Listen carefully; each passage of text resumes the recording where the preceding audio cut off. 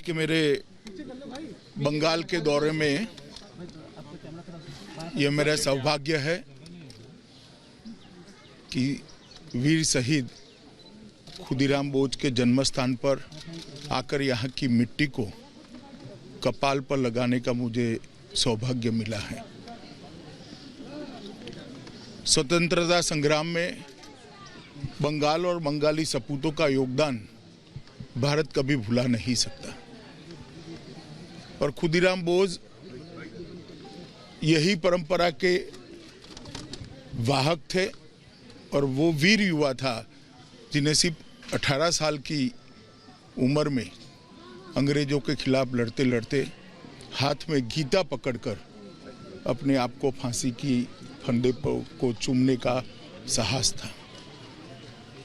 उनकी लोकप्रियता उस वक्त पूरे देश भर में इतनी थी कि कुछ बुनकरों ने धोती पर खुदीराम बोस लिखना शुरू किया और वो धोती बंगाल के युवाओं की प्रेरणा स्रोत बनी, आज़ादी के आंदोलन का प्रतीक बनी और वंदे मातरम का वो नारा जो खुदीराम बोस ने फांसी पर चढ़ते हुए बोला था वो पूरे बंगाल और भारत के युवा का एक आज़ादी के स्वप्न का नारा बन गया।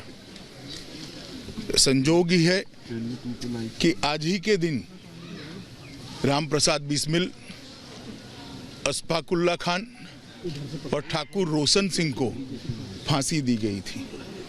आज ये तीनों वीर शहीदों का शहीद दिन भी है।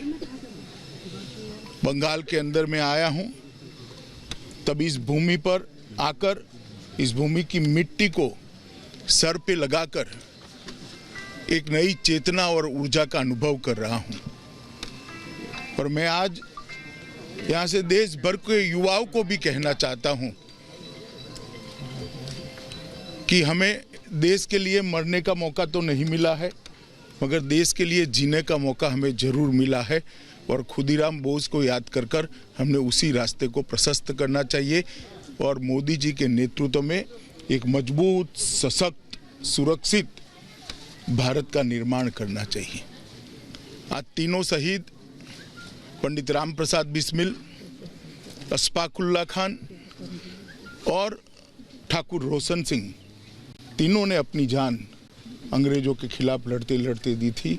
उनको भी मैं प्रणाम करना चाहता हूं और बंगाल के अंदर जो ओछी राजनीति करते हैं मैं इनको ये बताने आया हूं कि खुदीराम बोस जितने बंगाल के थे उतने ही पूरे भारत के थे और पंडित राम प्रसाद बिस्मिल जितने यूपी के थे उतने ही बंगाल के थे। भारत के लिए संघर्ष करने वाले, भारत के लिए आज़ादी के लिए लड़ने वालों ने कभी इस प्रकार की ओछी राजनीति की कल्पना नहीं की होगी। कम से कम आज शहीद दिन है और ओछी राजनीति से सबने ऊपर आना चाहिए, ऐसा मेरा मानना है। मैं फिर एक बार खुदीराम बोस की वो शहादत को याद कर कर प्रणाम करता हूं और सालों सालों तक उनका ये बलिदान भारत के युवाओं के लिए प्रेरणा स्रोत बनेगा और देश के लिए जीने का संकल्प लेने के लिए मजबूर भी करेगा और जिन्होंने संकल्प लिया है उसका संकल्प मजबूत भी करेगा। मैं फिर एक बार उनके परिजनों के चरणों में प्रणाम कर कर मेरी बात को समाप्त करता हूँ। रुक जाए।